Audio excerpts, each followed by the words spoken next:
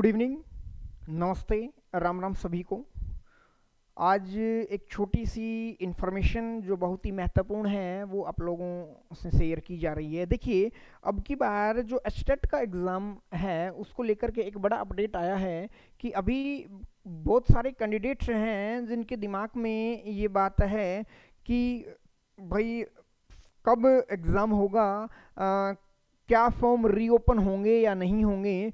तो एग्ज़ाम को लेकर के अब की बार जितना ज़्यादा संशय पैदा किया है सरकार ने एस्टेट को एग्ज़ाम को लेकर, इससे ज़्यादा पहले कभी नहीं हुआ।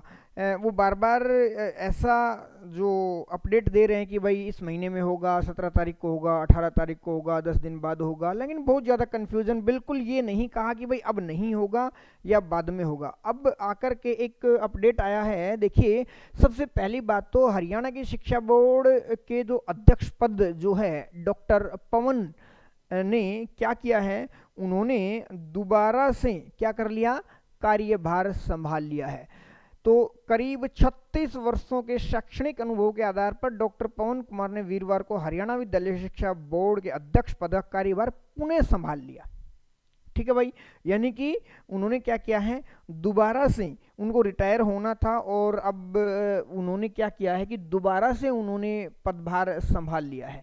और आगे ये जो बातें हैं, ये बोर्ड के जो हमारे 10th और +2 के एग्ज़ाम्स चल रहे हैं जो शुरू हो चुके हैं, उनको लेकर के ये जो अपडेट दिया गया है इसमें। लेकिन इसमें जो क्या बताया गया है वो देखिए कि उन्होंने कहा कि क्या कि उन्होंने यह कहा है कि इस वर्ष जुलाई में एचटेट होगी।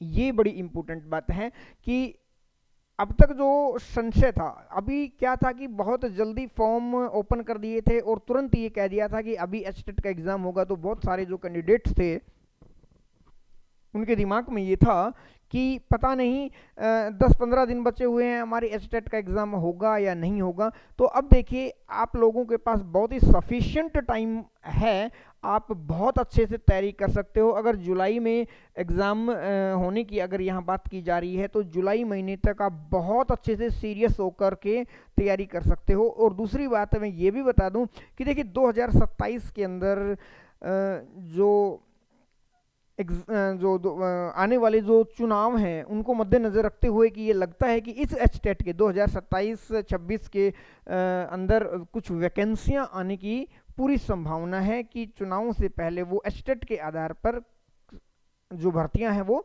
निकाल सकता है।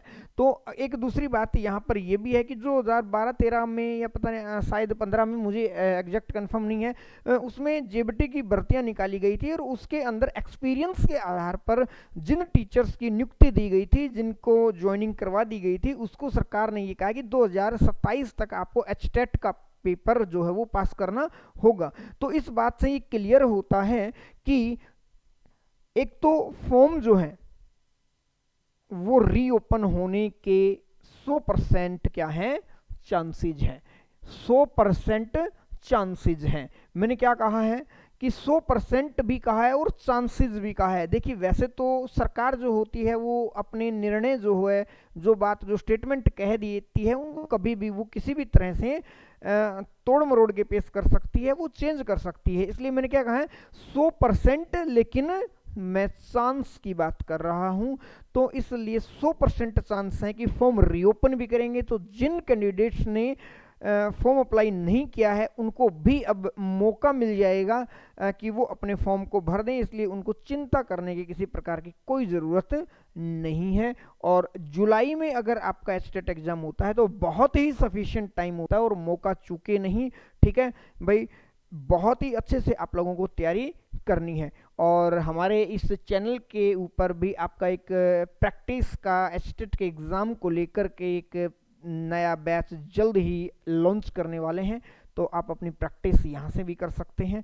और बाकी की जो चीज़ें हैं, देखिए प्रैक्टिस बहुत ही सीरियस होके करिए, आपका एग्ज़ाम अच्छे से निकल जाएगा। थैंक यू दोस्तों।